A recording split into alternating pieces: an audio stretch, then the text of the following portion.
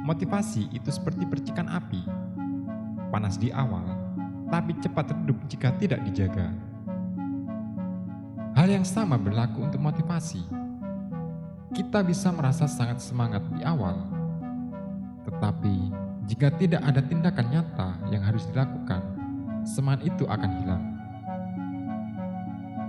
Jadi, solusinya adalah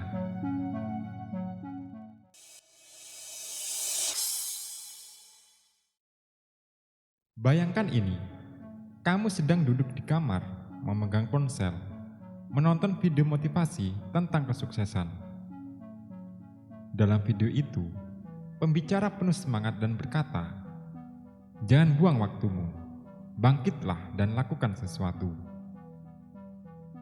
Setelah mendengarkan, kamu langsung merasa termotivasi.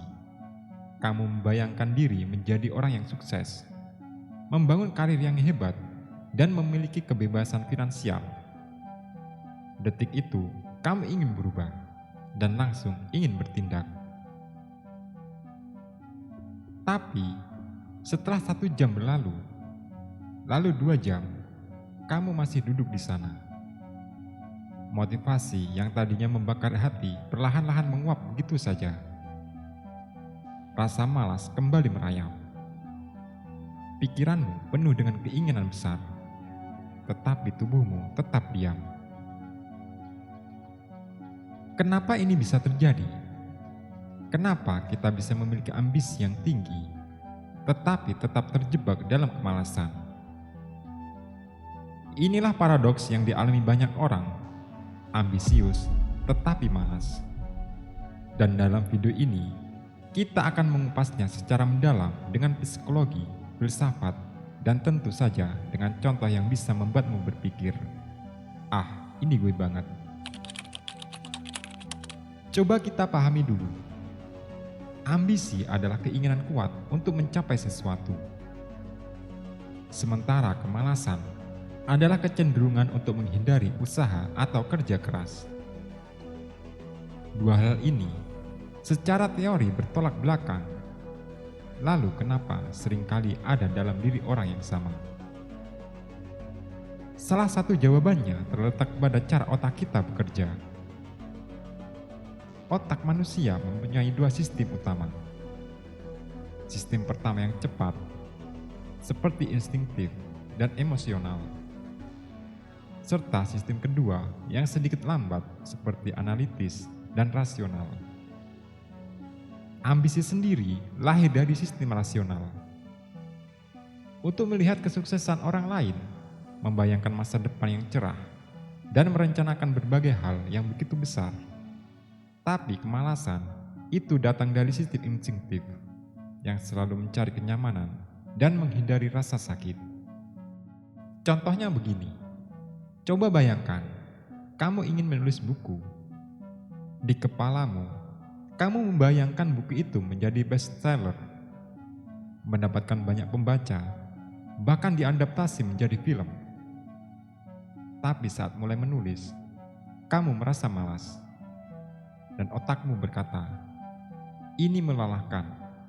Ah, mungkin nanti saja." Karena menulis buku membutuhkan kerja keras, dan otak lebih suka dengan kenyamanan. Kita seringkali lebih menyukai fantasi sukses daripada proses menuju sukses.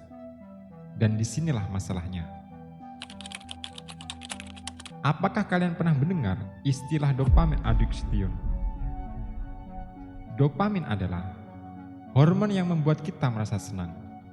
Seperti saat kita menonton video motivasi, membayangkan kesuksesan, atau bahkan sekedar membuat rencana besar.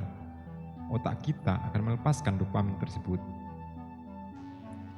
Itulah sebabnya kita merasa bersemangat hanya dengan berpikir tentang kesuksesan. Tapi ada jebakan besar di sini. Studi dalam psikologi menunjukkan bahwa otak kita seringkali tidak membedakan antara merencanakan sesuatu dan benar-benar melakukannya. Artinya, saat kita membayangkan kesuksesan, otak kita sudah merasa puas, meskipun kita belum melakukan apapun. Itulah mengapa banyak orang merasa bersemangat setelah menonton video motivasi, tetapi akhirnya tetap tidak bertindak.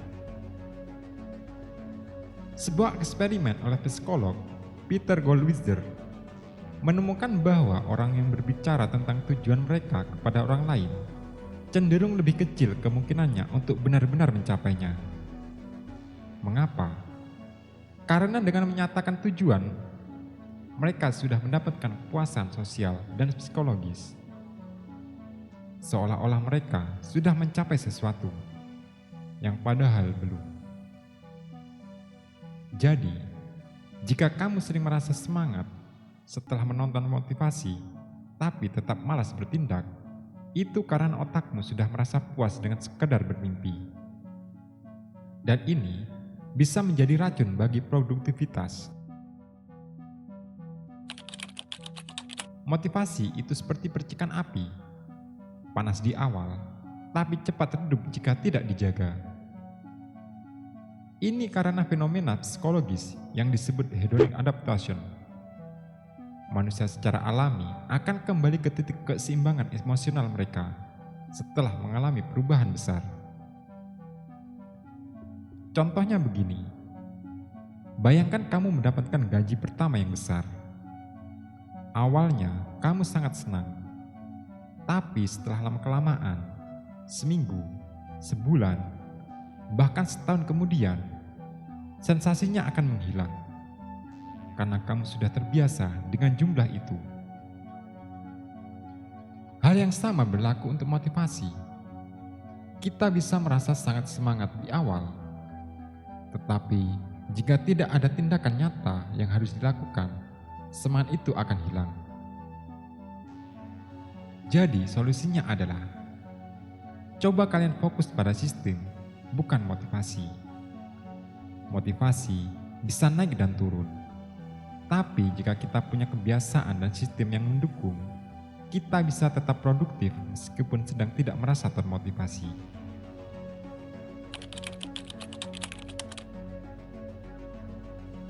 Para filsuf Stoik seperti Marcus Aurelius dan Seneca mengajarkan bahwa tindakan nyata jauh lebih penting daripada sekedar niat atau keinginan.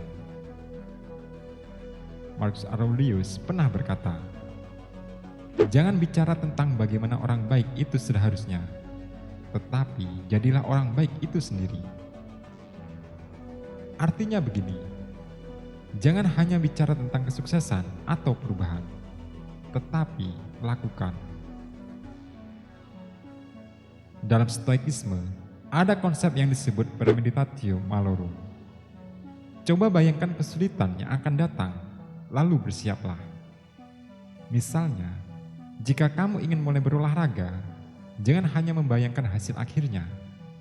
Bayangkan juga betapa malasnya kamu di pagi hari, betapa beratnya langkah pertama. Dengan begitu, kamu akan terbiasa dan tidak akan terkejut saat hambatan datang.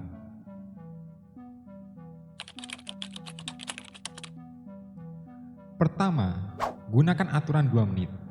Jika ada tugas yang bisa dikerjakan dalam waktu kurang dari 5 menit, lakukan sekarang.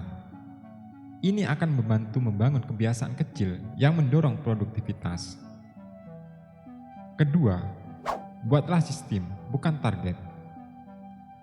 Alih-alih berkata, "Aku ingin menulis buku."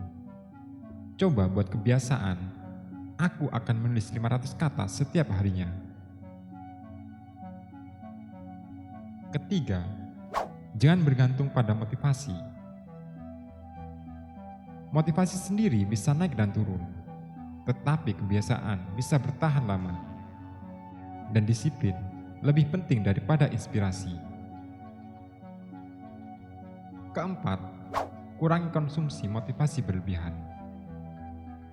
Daripada menonton video motivasi terus-menerus, lebih baik pakai waktu itu untuk mulai bekerja. Kelima, gunakan teknik 5 detik. Begitu kamu merasa ragu atau malas, coba hitung mundur dari 5, lalu langsung lakukan. Jadi, ambisi tanpa tindakan hanyalah fantasi. Jika kamu benar-benar ingin berubah, Mulailah dari sekarang. Jangan tunggu waktu yang tepat, karena waktu yang tepat adalah sekarang. Pertanyaannya, apa hal pertama yang akan kamu lakukan setelah menonton video ini? Tulis di kolom komentar. Dan mulai lakukan sekarang juga. Terima kasih.